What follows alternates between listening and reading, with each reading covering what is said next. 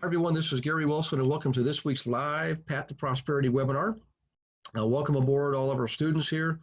Most of you are investor agent students, and some of you are in the flipping program, some of you are in the rental program, and even some in the wholesaling program. So welcome aboard, one and all.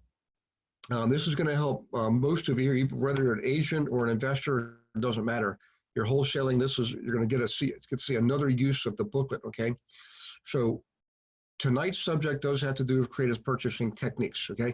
Now, before we get into any details, so just to remind you, if you could please always get the email the next day from Beverly. You'll get, of course, a copy of this webinar, the recording that you can download and keep forever. She also gives you updates to the schedule, system updates. We've got some, we just made a major upgrade to the learning management system. Many of you, the newer students, are on it now. Everybody else is grandfathered.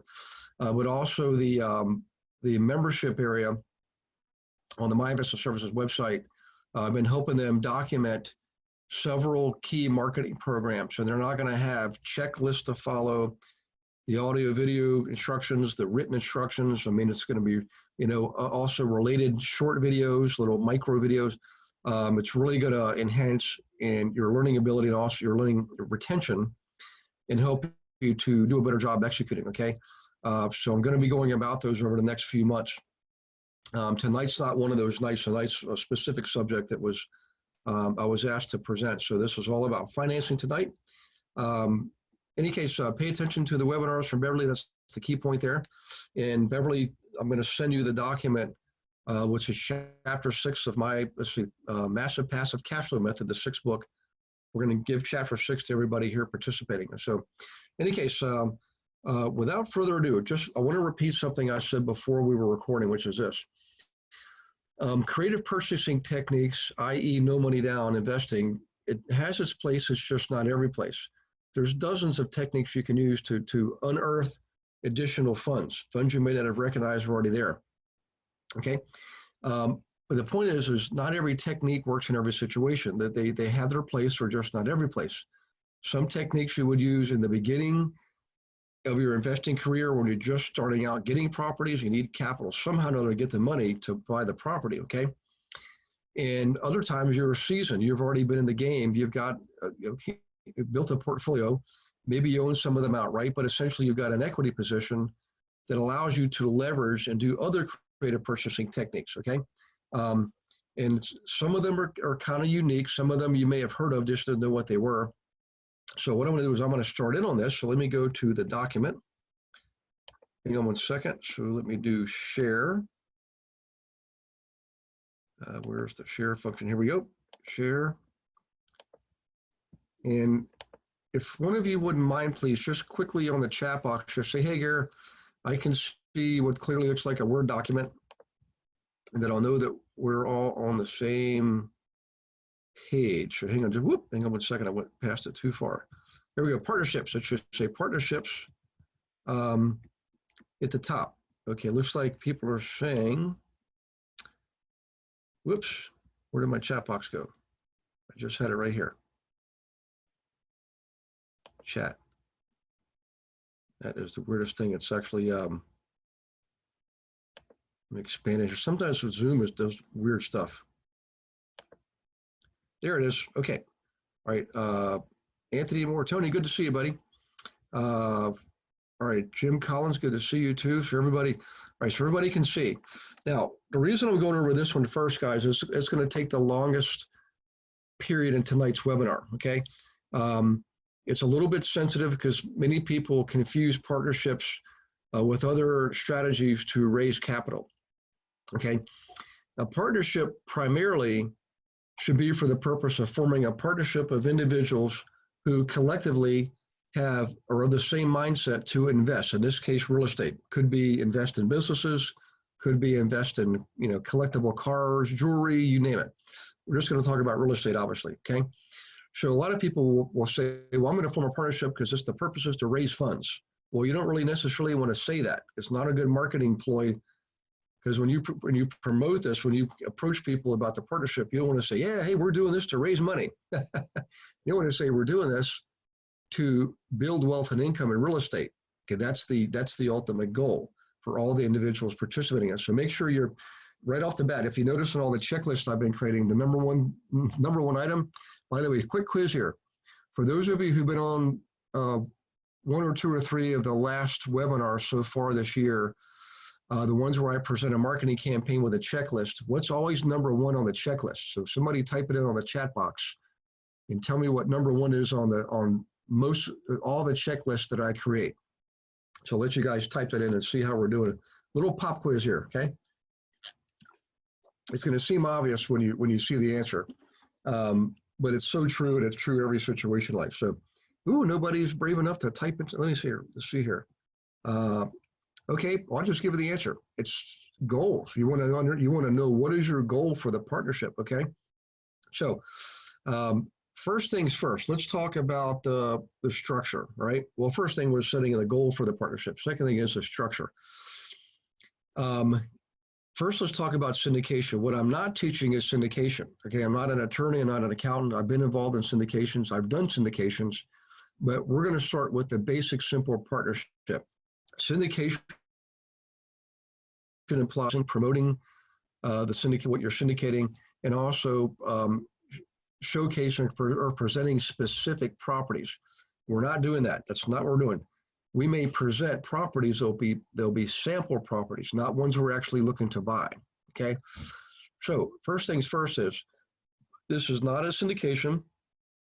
I'm assuming in a partnership you're gonna form in the beginning, and you can do this as realtors too, by the way. Plenty of examples of realtors forming a partnership and they don't put any money of their own in, they raise money from other investors, and yet they're equal partner because they're the one making the whole thing happen. So I'm assuming if you do this, you're going to be approaching people that you already know. Most likely examples are family, friend, neighbor, relative, coworker, church member, what have you. Okay. I personally don't do that. Okay. Because I know how life works. I know how business works. Right. And if something goes sideways or somebody has to leave the partnership, for whatever reason, and there could cause some drama and some potential conflict. I don't want to do that. I want to involve my family members. Okay, so I've never formed a partnership with any family member or a close friend. Never did it. Okay, I've done plenty of partnerships with other professionals in the field, other realtors, for example. In fact, that's something really important here, guys.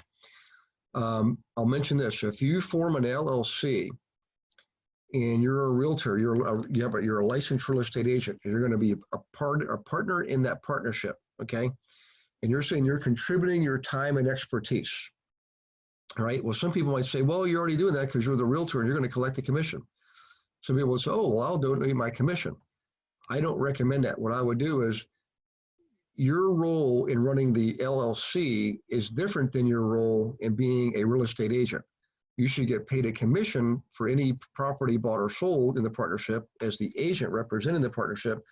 And as a member of the partnership, you should also get paid for the role you play inside the partnership as a partner. Okay, so we'll write that one down. All right, now, one simple strategy would be this. Let's say you want to raise $100,000 to buy something worth about $500,000, okay? Decent sized property, $500,000. And it ends up being 5 people each contribute $20,000. Remember, you want to be a partner in this thing. That means there's going to be 6 partners and not 5. So one thing I want to clarify right off the bat is, let's say they each contribute $20,000. That doesn't mean they're going to get 20% of the partnership. If you divide, 6 people into 100, you're going to get something like 15 or 16%. So let's just do the quick math on that. So calculator, okay. 100 divided by 6 equals 16.666%. So each person is going to get, for a $20,000 check, they're going to get 16.666% of the partnership. You're going to get 16.66% because 16.666 times 6 equals 100. Remember, 5 people brought in funds. The 6th person, you, is bringing in time, energy, expertise, and basically doing the legwork and organizing and all that. That's your contribution. That's what you get your 16.666% for, okay? Totally separate from you being an agent, all right? And also you're your contribution is time, energy, and the other people's contribution is money. Now, a couple of things here to consider. Let's say someone ends up wanting to leave the partnership sometime down the road and you've already bought properties, okay? Well, you need to have that documented in your operating agreement. So remember I said you're going to get paid just for being the person organizing a partnership? Well, here's one of those examples. It's going to be set up, I recommend, not an attorney, I recommend set it up initially as an LLC, okay? And in the States, that's an LLC. In Canada, it's just a plain, simple corporation, all right? Very inexpensive to do, very easy to do. So you set up your corporation. You've got to have your articles of incorporation, and you also have to have an operating agreement. The operating agreement is basically a set of rules and regulations for the LLC to follow. For example, if the LLC is going to borrow money from a lending institution, who has the right to apply for the loan? Who has the authority to sign on behalf of the LLC for that loan? Okay, so all this stuff has to be predetermined. And another one of the things that should be predetermined is what if someone wants to exit before the execution strategy of the LLC has been executed, okay? In other words, you buy a property and you're going to sell it 10 years later. LLC served its purpose, you might disband the LLC. But let's say 5 years into it, Jane Doe wants to leave because she's getting married, she's going to move to a different part of the world and be accessible, whatever. You just want out. You have to have a procedure in place to allow to have somebody to give partnership. What that means, though, is shares in a partnership. Remember, they got 16 ownership. Well, what happens to that? You want that person to just be able to just sell it to any old person? Probably not. You want to have what's called first right of refusal. So the existing members, the remaining members in the LLC, should have the right to acquire that other 16.666% from the person exiting the partnership, okay? Now, I know I just said a mouthful there, but this is one of the most important things you can ever do. Now, let's say the remaining members of the partnership can't afford to pay that person for their shares. Then maybe they had the right to get a small loan to pay the exiting partner, and then now the remaining partners, they have, the liability, the LLC has a liability paying that loan back. You have to document all this, is what I'm getting at, okay? Things happen. People get married, they get divorced, people are born, they die, they get jobs, they lose jobs, they move in, they move out, all kinds of things happen. And they might stimulate somebody's desire to leave a partnership. So just be aware, all right? Remember I said early on, I've had two kinds of partnerships, those that worked and those that didn't. And it's about 50-50, okay? And most people will say that they really would rather just be independent. But the point here is this, is partnerships do work to raise money. Now, in your operating agreement, you should also give the corporate officer of the LLC the right to purchase properties, right? And the right to seek lending from lending institutions on behalf of the LLC. And you could be that person. In fact, you probably will be that person, right? Now, one of the easiest ways to attract people to join your LLC as a partner is by using a good old-fashioned booklet technique that I teach in class, and you all have access to it on the Silver Level membership site. So if you go to Silver Level, go to myinvestmentservices.com. You might as well do it. Let's go to My Investment Services. Okay. Click on Members area. All right. And we're all Silver Level members. We're going to go on there. We're going to log in. Select Dashboard. Sorry, I almost forgot that. Click on Silver. Come down here. Go to Marketing. Well, by the way, something I want to tell you guys is the marketing that I've been doing so far this year that have been documented with checklists, they're all going to be loaded to the this part of the resource page, the marketing part of the resource page. So if you go down here, you'll see here's the investor booklet. Okay, so you click on that and you can download it. And if you click on it, it will start downloading it automatically. All right. but that's how you get the booklet. Now, let me go back to where we were, which is here. So back in the partnerships document. In your booklet, the major components are, number one, cover sheet. Number two is introductory letter. So remember, if you're sending this to people you know and you want them to contribute funds to a LLC, a partnership to buy properties, that should be part of the introductory letter, okay? As well as verbiage on the area that you're looking to invest in, okay? Make it about something the recipient's going to be interested in, not about you. They don't care about you, okay? That's the second part. So cover page, number one, intro letter, number two. Number three, always provide them a sample of, or a case study, like a real life example of an investment from start to finish, the point of purchase, the point of sale, and everything in between. Because remember, in a partnership, you have to have an exit strategy. At some point, you're going to sell whatever you bought within the partnership for profit, okay? It could be 10 years down the road, 30 years down the road. I'm just saying, whatever you purchase, you're likely going to want to sell at some point. So in any case, give them a real life example of an investment from start to finish, purchase to sale, and everything in between. That's number three. Number four is you want to provide samples of properties. Okay. Now remember, guys, there's an entire checklist on doing this booklet. I'm just giving you the highlights here. When it comes to samples of properties, there's another area where people get tripped up on syndication. Remember, we're not doing a syndication here. So in the samples of properties, they, just like the term says, they should be samples, but not actual properties that you may be looking to purchase.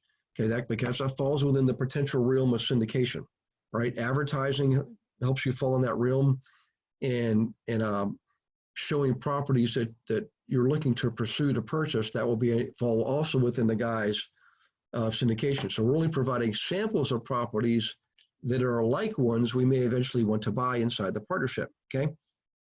And then the fifth part of the booklet is to provide a tool, an analysis tool to compare properties, particularly side by side, almost like an appraiser's comparison sheet, okay? So in any case, those are the five major parts of a booklet. And in the back inside cover, you might want to provide some testimonials about your character, okay? From people who've known you and worked with you in the past. In any case, in that booklet, the purpose in this case for tonight's webinar is to use the booklet to raise capital, to raise funds, okay? So you would send this booklet, let's just say you're going to send it to your sphere, your management, your contact management system. So it could be friends, neighbors, relatives, loved ones, co-workers, church members. Again, do that if you want. Most people do that. When they first start out, they solicit people they already know, okay? Send them the booklet, let them know what you're up to. I would call them, say, I'm going to send this to you. Maybe send them a text message, right? And let them look at it, and always ask for their feedback. Never, ever just send something to somebody without asking for something. I know you're going to be asking for them to invest in the LLC, no doubt about it. But you want to give them a reason just to call you and have a conversation, okay? Because a booklet's only going to take you so far. You have to actually get in front of somebody to have a meeting, especially if you're going to ask them for $20,000, right? Okay. So in any case, the booklet is one of the best ways to approach people who you believe are capitalized enough to be able to contribute and invest in an LLC that will eventually buy real estate investment properties, okay? So that's the booklet. Now, exit strategies. Now, we talked about a moment ago what happens when someone wants to exit the partnership. That's a person, a partner leaving the partnership. What I want to talk about now is exit strategies for the properties, okay? So let's talk about flipping, right? We'll go into flipping first. So the purpose of a flip, obviously, is to buy a property at or below market value, raise the market value by improving the property, typically with physical improvements. Now, in the big boy world, where we buy bigger buildings, we actually flip bigger buildings. We just do it over a longer term basis, and we're not looking for deferred maintenance. We're not looking to necessarily do a lot of physical work on the building. We'll look for are management issues, like vacancy rates that are too high, eviction rates that are too high, uncollected rents is too high. All those things that spell classic mismanagement. So lower level, we look for physical deferred maintenance issues. Higher level, we look for management issues. But in any case, back to the flip. The purpose of the flip, obviously, is to buy a property and make it more valuable and sell it for profit. Now, in this partnership, remember, you've got 5 people who contributed money, $20,000 each for $100,000 that allow you to buy this property, remodel it, put it back on the market, and sell it for profit. So what you bring is your knowledge of the market, your knowledge of cost and remodeling a property, knowing how to get the deal, all right? In other words, if all you're doing is using the MLS, I can tell you, you're missing most of the deals in the investment world. So you got to use something like the letter campaign to generate inventory for your LLC, okay? Also, your personal involvement, you're going to look at the properties, you're going to analyze them, you're going to provide reporting, you're going to be dealing with the banker on getting a loan if you have to get a loan for the LLC. You're going to be doing all that, okay? You're going to be the person for your 16.66%, you're providing the muscle while everybody else is providing the money. That's really what that amounts to, okay? In any case, and you're going to be involved with this thing, whoops, I went too far here, intimately from start to finish, okay? Now let me just stop here and do a quick pause because we had some questions roll in, so hang on just one second, if you don't mind, please. Okay, so where's my questions?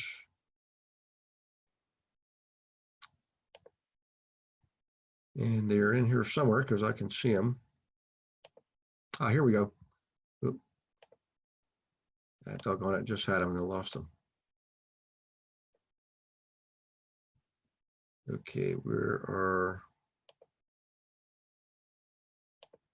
questions? Here we go. All right, let's go back to the first question. All right, let's see. This is from Louis. Louis, okay, would you qualify the financial partner first to understand what their goals are and if in line with what you are needing? Absolutely. So Louis, and everybody listening here, excellent question. So with every marketing campaign you do, whether you're looking to attract a buyer or seller of a piece of investment real estate, you always want to qualify them first. Same thing when you're building a partnership to raise capital. You want to qualify them first. Send them your information. They respond to you saying, yes, I'm interested, or no, I'm not. The ones who are, you set an appointment. Remember, you're a professional, so you're going to set an appointment. You're going to go through the interview process that's in your current chapter 2 of your training material. How do you actually interview people and screen them? You really want to make sure it's a good fit for the partnership. Partnership's like chemistry. Just like in a marriage or any relationship, for friendship with a group of friends, there has to be a chemistry there, right? Same thing with a partnership. You're going to be tied to this person for it could be quite a long time, and also financially. So just make sure you choose wisely. So Louis, thank you for the question. Okay, let's see. Another question. At what point, this is from Rachel. Thank you, Rachel. At what point would you want to enter into a partnership? E.g., would you enter into one on a duplex or on properties with 5 units or more? So really, Rachel, it's the answer is different for everybody because we all have our own agendas, our own objectives and goals. Okay, so what I'm offering here is an alternative. So if you want to invest and you don't have a lot of capital, how do you raise the capital? Well, the partnership is one of the answers. I always suggest, no matter who you are, if you're just starting off investing, you should be involved every step of the way, rolling up your sleeves, because that's how you learn. Once you're up and running later on, and you've got dozens of properties, whatever, you can definitely contract out and delegate and hand off a lot of the legwork, because you know what is involved in investing. And now you know what to expect from people you bring in to do some of the work, and they know what to expect from them, okay? That all comes from knowledge based on experience. Experience, cliche, but it's the greatest teacher. We learn from doing. So sorry, I got off on a tangent there, Rachel. So I would, for you and I actually would have a strategy call, honestly, Rachel, before I answer that for any specific person. If you're brand new in investing, haven't done anything before, I would encourage you to buy something small like a duplex just to get started, okay? I do have one of my students' first building was a 94-unit apartment building, okay? And that was a pretty bold move. Most people start off small and then grow big over time. So if you're a cautious person, or you're more disciplined and you're analytical, start with a duplex, okay? Get the first one up, gain the experience, then you can move it to a 4-plex, and then an 8-plex, and then a 16-plex, and what have you. Okay, Now, we're going to talk about how to use a strategy for rentals here in a minute. Back to flipping though, if you want to flip, the flipping is a great example of a partnership. You bring somebody in who has the money, and you're the person who's going to manage the realtor and the contractor and deal with the municipal people, the inspectors, utility people. You're going to do all that kind of stuff. You're going to learn about flipping, and somebody else is going to passively provide the money. Easy partnership. I've seen it done 50-50, 1/3, 2/3, just everybody's different. Every market's different. So Rachel, if you're, actually Louis, let's see, Rachel has a follow-up question. So I only asked because I plan to buy a duplex this year and I've been saving for it myself. Awesome. I want to reach through the computer and give you a big hug right now, because that's my number one strategy I always recommend to people is save up your own down payment, save your commissions, save rents from another property if you have them. Get your own down payment. And I know this doesn't sound very romantic or glamorous, but just get a good, solid commercial mortgage or a conventional mortgage for the other 80%. You can waive the MPI, like mortgage premium insurance. And generally, when you come in with cash, you get better deals. You get better deals on your property, and it's easier to get financing because you got skin in the game. Okay. So in any case, I hope I probably just answered your question there, Rachel. So Louis got another suggestion here. Hang on one second. This is from Louis. Thanks, Louis. Can potential financial partners borrow against a 401k to purchase an income property, say rehab or say rehab property? The answer is yes. Now, in most U.S. corporations, Louis, in Canada, of course, we call them RSPs. You can buy real estate within an RSP, but you can't buy within a 401k. However, you can borrow from the 401k and buy a property. I've done it dozens of times. When I was still in banking, I used that technique all the time. As soon as I pay it back, I'd borrow against it again, right? They'll let you borrow up to 50%. So in any case, the answer is absolutely yes. Now, they're going to ask you, why are you borrowing the money? They document that your employer has to report this to the federal government. And one of those questions is, what are you doing with the money? Doesn't mean they're going to stop you. It's just they want to know what you're doing with the money. They're going to document that and see, why are people borrowing from their 401ks? Okay, so this is Tanya. Tanya's asking, how would you advise to structure a partnership with a builder? So Tanya, excellent question, and two answers. Number one, if it's just you and the builder, the most common partnership is 50-50. All right, you're going to go find the deal. You're going to find the property. You're going to coordinate, inspectors and lenders and appraisers and everybody else involved with doing a project. And what that builder brings in is they bring in the remodeling skills, the workmanship, the work on the remodeling, and the material, by the way.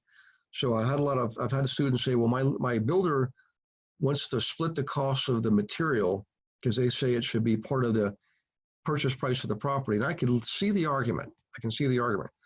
But the point is, to me, is the purchasing the property and remodeling the property are two different things, okay? And it's not a property in the case of flipping that you're going to keep. You're going to sell it for profit. Okay, so really there's nothing, it doesn't go against the cost basis, there's nothing to depreciate because the purpose of flip is to sell the property. So I don't buy that logic for that very reason, Tanya. I was going to say proposition them, Tanya. I would propose this to them. Their contribution is to remodel the property, right, and get it up to marketable value. And your contribution is you're going to find the deal, all right, and you're going to manage the deal, all right, and see how that works there. The other approach I've seen is you got three people. The person with the money, the realtor is going to coordinate the whole project. Remember, by the way, your payment for coordinating everything is different than what you earn as a realtor. And it's not the same, it's different. Commission is what you earn to market and buy and sell the property. Your role as being a partner involves other roles, other activities that you should be getting paid for. In any case, so Tanya, I hope that helps. Let's see, Louis, so you as the investor should have the team, legal, accountant, appraiser.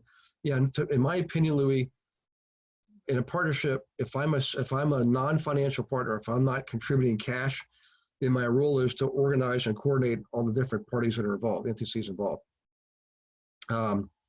So excellent question, by the way. Okay, now, so that's the extra strategy for flipping. You sell the property for profit, you pay off the partners, I mean, sorry, they get a portion, they get essentially 16.66% of the profit, okay? And that LLC lives to see another day and do another flip. So the same LLC can be used over and over again to flip properties, okay?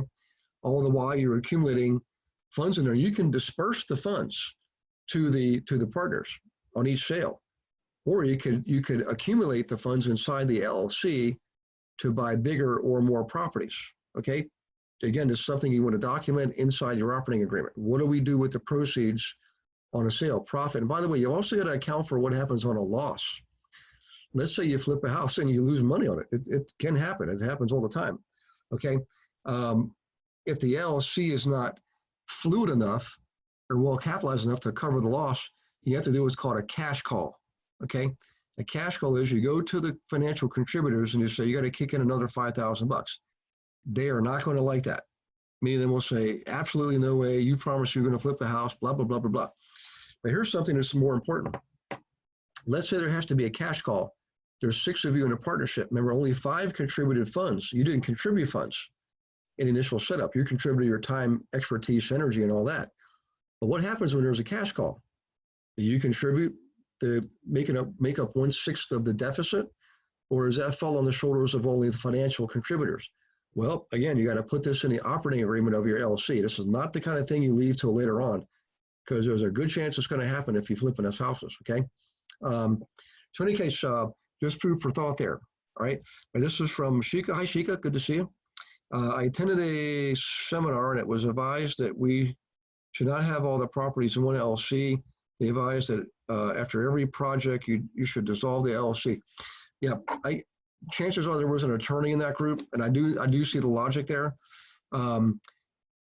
Now, I would say that would be true for rental properties because it's a long-term hold.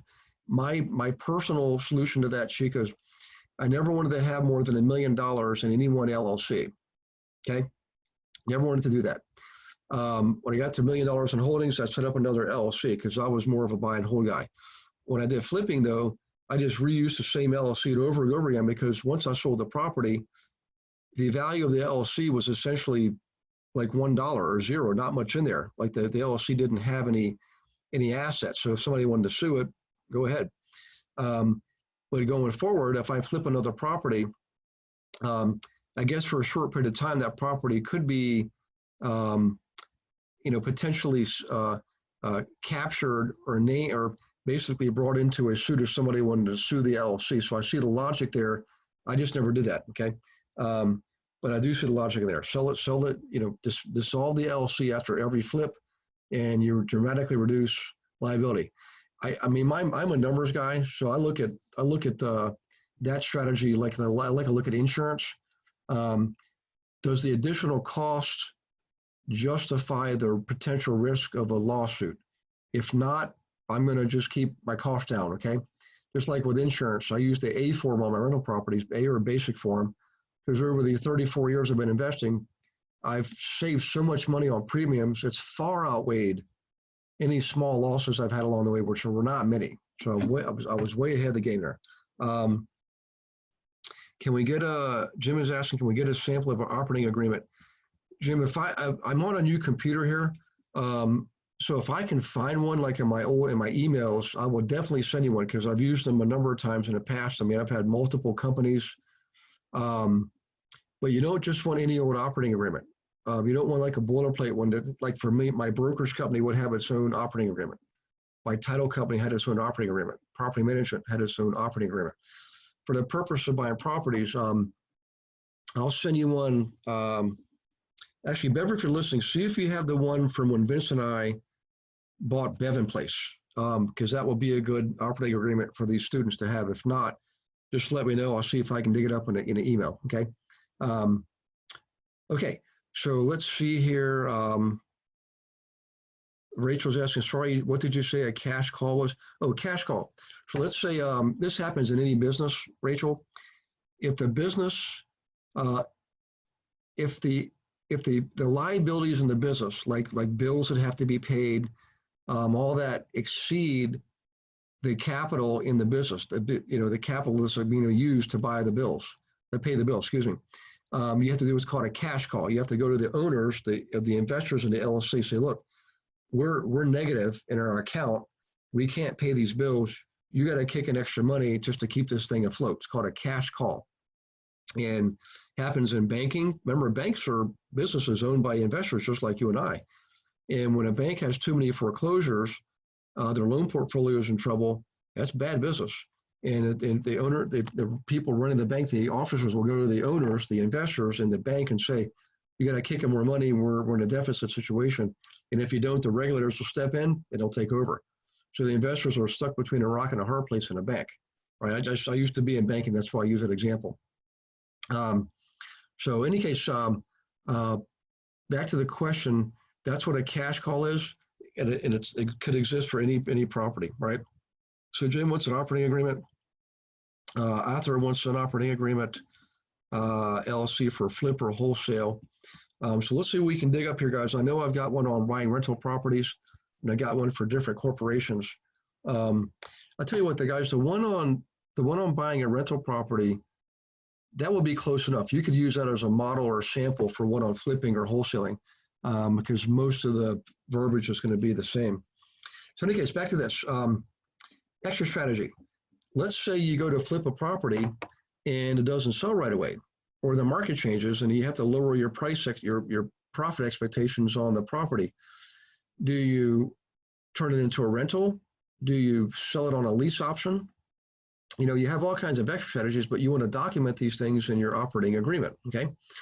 Now, that's flipping. Let's talk about this relative to buying a rental, right?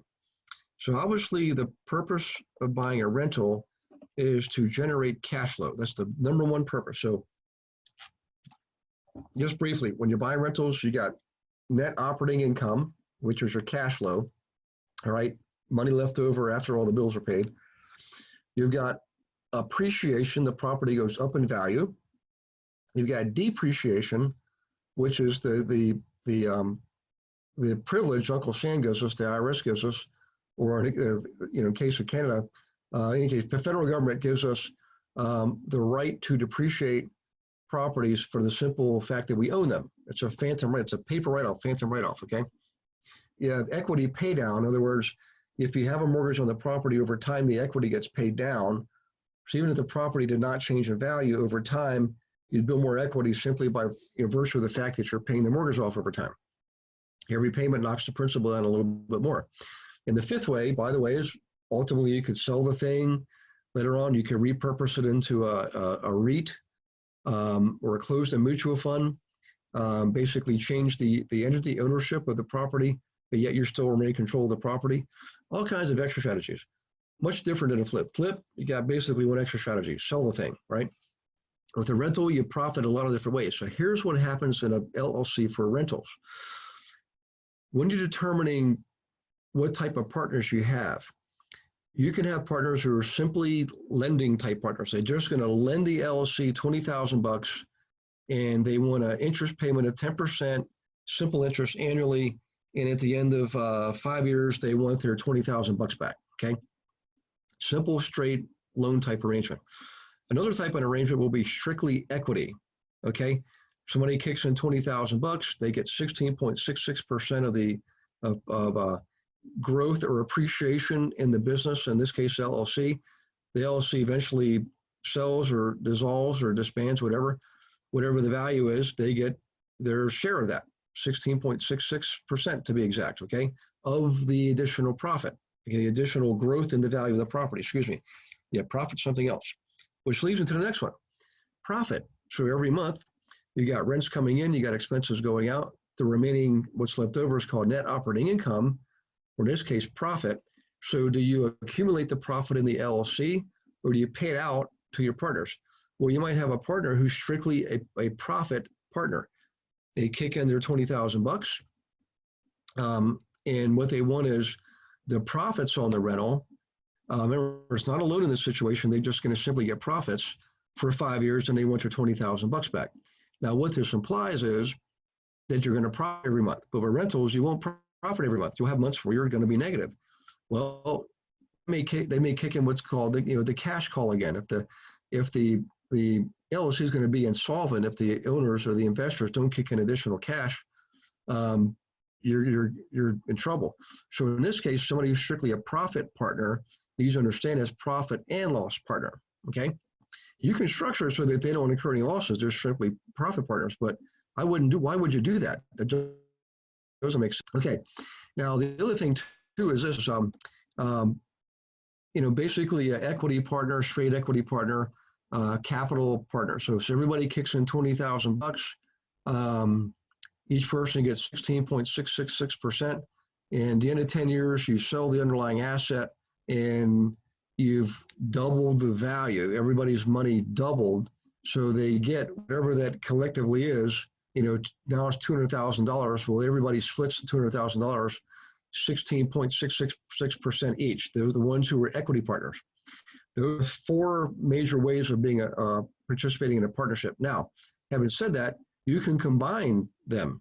Somebody can be equity and profit, or they could be a lender plus profit, or you can combine any 2 of those. You can combine all of them. You can combine 3 of them. What I'm getting at is there's no hard and fast rule here when it comes to rentals. People can profit in multiple ways, so they can be partners relative to those 4 ways, excuse me. You just have to determine what would the LLC permit as far as what type of partner for each individual person. Equity plus profit share, a loan with interest plus maybe the equity at the end of the LLC is dissolved.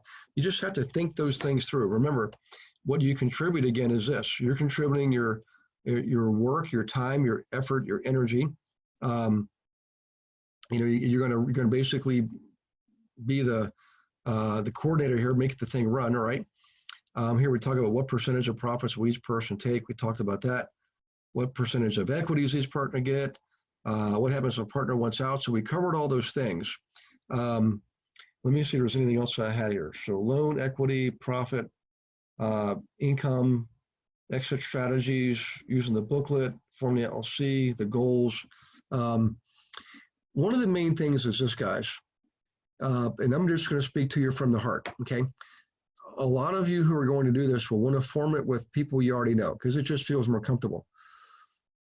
Family and friends is the most common.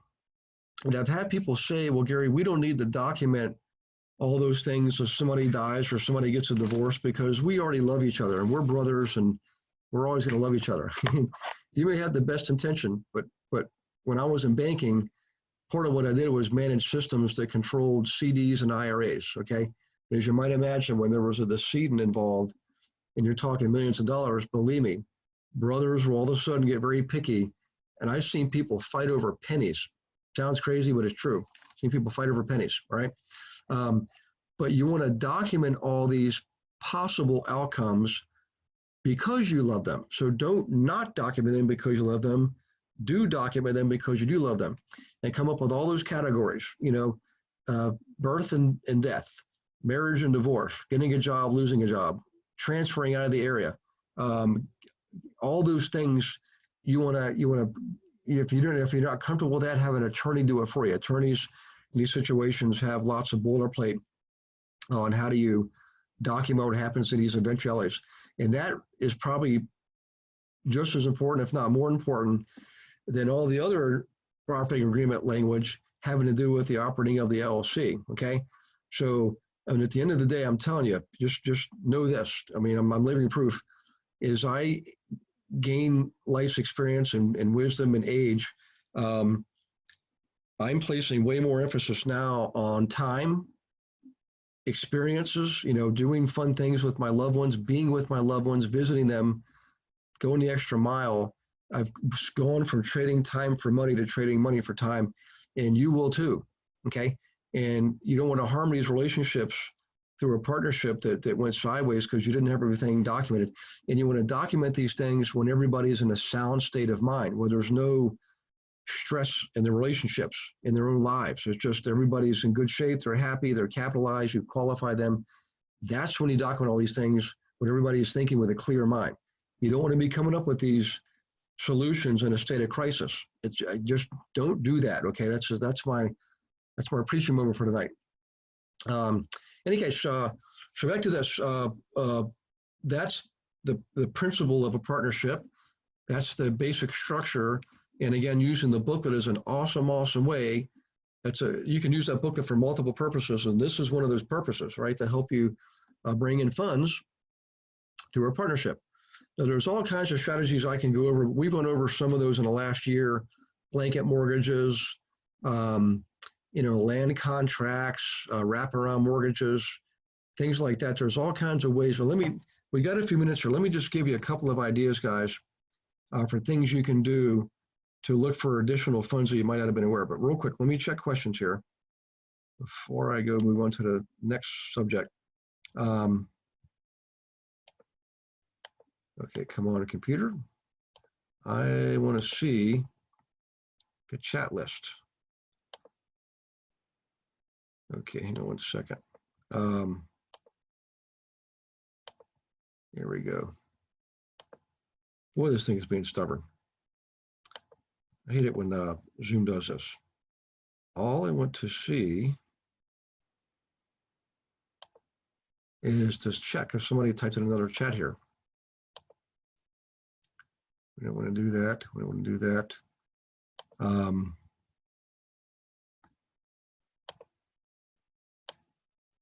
Okay. Well, Zoom's not cooperating. I hate it when it does that.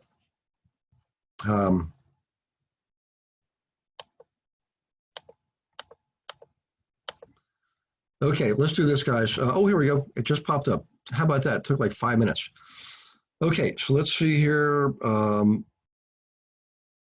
Louis, okay, would a property manager be a must in such an agreement? Yeah, I got to tell you, Louis, I would agree with that. I have seen partnerships where one of the roles that the non-financial partner contributes, they contribute their time and energy, is that of management. I disagree with that. Knowing what I know about brokerage and real estate, remember, I've had multiple companies in the past. Brokerage and property management is completely different, completely separate. And managing the property, any underlying investment in the LLC, managing that or those properties is a different set of roles and responsibilities than managing the LLC itself. So Louis, I'm glad you brought this up, because if you're going to be the realtor, the real estate agent on this transaction, and you're going to be a property manager, and you're going to also run the LLC, those are 3 different ways you need to be compensated. Don't ever shoot yourself saying, hey, you know what, I'm getting 20%, I'm happy, I'll do the rest as part of my 20%. Nope. Your profit as a owner is simply that. It's the right for you to collect a profit based on the fact that you're a part owner in the LLC, and nothing else and nothing more. If you're going to manage properties, you deserve to get paid for that. It's a separate set of rules and roles and functions. Same thing with being a realtor. You get paid separately for that, okay? So, and I draw the line on that. I'm pretty strict on that. And I hope that you will be too, everybody, okay? Okay, so back to this. Let me go scroll up here, just find some little unique creative ways. We'll go past the 1031 exchange and look for little ways to raise, this is a lease option. We'll go over lease option another night, guys. Kind of a lengthy subject, but a good way to control a property if you don't have a lot of funds. A good way to sell a property too, by the way. Okay, let's see. I don't know if I'm going to do this or not. Seller rebates at closing. Let's not go over that, guys. That's old school, and some lenders don't allow this now. Some provinces and states, they frown on this kind of stuff. They call them kickbacks, but essentially they're legal, and you can do that. So in other words, a seller rebate at closing would be, you buy a property, you know it needs a new roof, so you buy it if the roof was new, but the seller gives you a credit to be able to pay once you own the property. If the lender's going to look at that and say, well, that means we're going to change the lending on this property. Now you got another can of worms you just open up there. So I never really liked that. I've done it before, but lenders will want to protect themselves. Okay. Sell the income from a note. Okay, this is a great little strategy. Let's say you have an IOU, right? or so you have a note that someone gave you. You gave a mortgage. They gave you a note because they owe you money. Maybe you sold a piece of land and somebody's paying you every single month $1,000. Well, that note has value, marketable value. Let's say you got $1,000 coming in for the next 60 months, right? That's $60,000, right? And right now, and maybe it's paying it at 5%. Right now, a lot of treasury notes are paying way less than that. So what happens is, let's say interest rates are lower right now than you're earning on your note. Well, you can sell that note for a lot more than face value, because current rates are 3% and you're getting 5%. People are willing to pay a premium for the higher interest rate. That's selling the note. Now, you can also sell the income stream off the note, okay? You can keep the note, but sell the income stream. So in other words, say you got $60,000 coming in over 5 years, interest only, and the other 5 years you get your note back. So in this is the case, you would keep the note, but then somebody would pay you. Say you don't want to wait 5 years for the $60,000. If somebody gave you $50,000 now, would you take the $50,000 in lieu of $60,000 over 5 years? $1,000 a month times 60 months. Some people would say, yeah, I'll take the $50,000 now. So the person just gave you $50,000. They're going to get $60,000 over the next 5 years. In other words, they're earning 20% on their money in 5 years. That's called selling the income from the note. That's assuming you have a note, right? Now, you can also use a note as a down payment on a property, right? You can also, we just talked about selling the paper at a discount. We kind of talked about that. Create multiple notes using one note as collateral. All it is basically fractionalizing a note, so you can sell off smaller chunks of a bigger note. So let's say you have a $100,000 note. You were an owner of a property. You owned it free and clear. You sold it for $100,000, and the person you sold it to you're the lender. They're paying you back. Okay. What you can do is you can sell pieces and parts of that $100,000 note. You can sell a $20,000 piece of it to Louis, $20,000 piece of it to Tanya, and each person gets a portion of those monthly payments coming in. Okay, that's called creating multiple notes or fractionalizing a note. Collateralizing a paper. Let's just go past that, for example. We're going to go past the government programs, because they'll be different for the states and the areas. Although, Louis, in Canada, we've got the First Nation programs up there.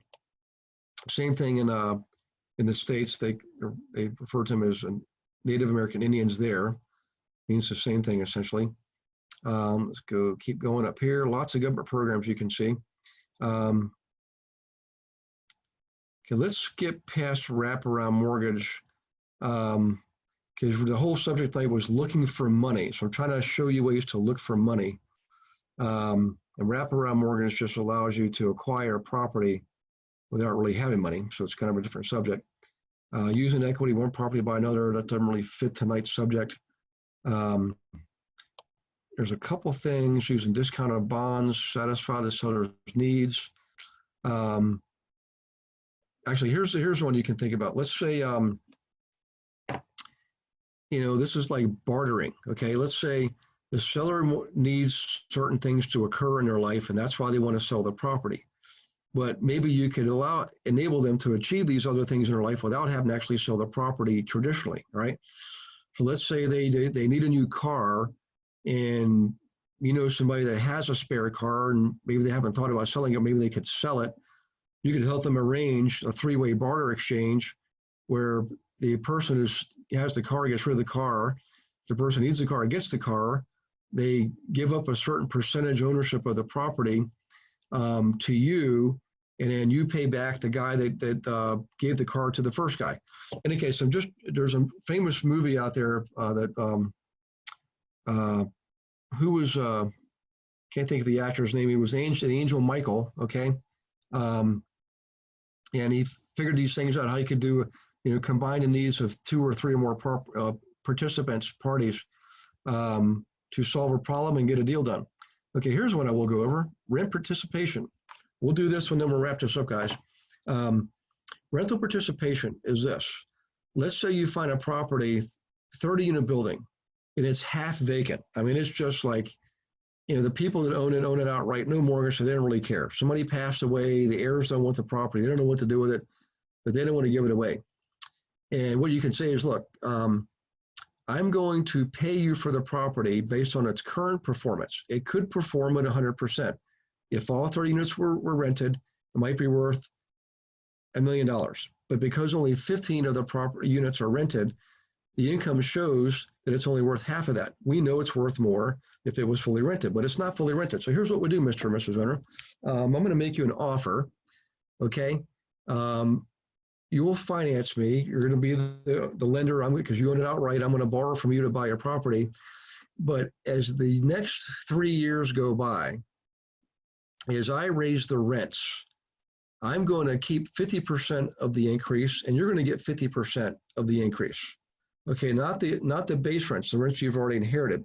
This is our additional rents. Let's say you raise the average rent from $500 to $600. The additional $100 is what you split with the old owner over a period of 3 years, right? And it's a way for you to acquire maybe a larger property you couldn't normally acquire by letting the owner participate in future rent increases. It's called a rental participation mortgage. Okay, guys, I'm going to wrap it up for tonight because we're out of time. I mean, there's other takes, but I wanted to show you like the way you can do with notes, rental participation. I think this next one here is, talk about getting a mortgage, paying off the old one, moving a private mortgage from senior to lower up to a second position, lower the price, raise the interest rate. All these things are different strategies, not really related to actually raising cash, okay? In any case, hope you liked that tonight. We will see you next week. By the way, next week is going to be, today is the 10th. It's going to be next Thursday, the 20th. By the way, I'm going to be doing a live, participating in Justin Jarbo's monthly workshop up in Worcester, Massachusetts. They're going to Skype me in, and I'm going to speak to his group. Just remember, guys, we can do those things if you want to. If you want to do workshops, you let me know, and you'll Skype me in, and I can go over some content. And also start looking for the marketing campaigns on the server level membership site in the resource section going forward. Beverly will announce it. She's going to put them out there. Maybe we'll do a special program just on that to show you the campaigns. Some of them you already know. Some of them are new. And it's basically allowing you to provide content on how to flip, how to buy rentals, how to wholesale to your clients, okay, for free. And what it does is it basically enables you to now have more qualified clients who are educated and informed. You got people working in sync with you, but also it basically edifies you. It connects you with a valuable resource, which is them learning, okay? And you can also say things like, hey, the guy that wrote this spoke at Harvard, spoke at NASDAQ. It's not to make me look at it. It's to make you look good because you're associated with somebody who spoke at Harvard, and that's the purpose behind that. But also we want to, because everybody's been asking me, what can we give my clients who are asking for, they want to learn? Well, they've got the structure now where you can do it. It's just to look for that coming up. In the meantime, take care of yourselves. God bless you and your families. And we will see you next week. Okay, take care. God bless, guys. We'll see you next week. Bye-bye.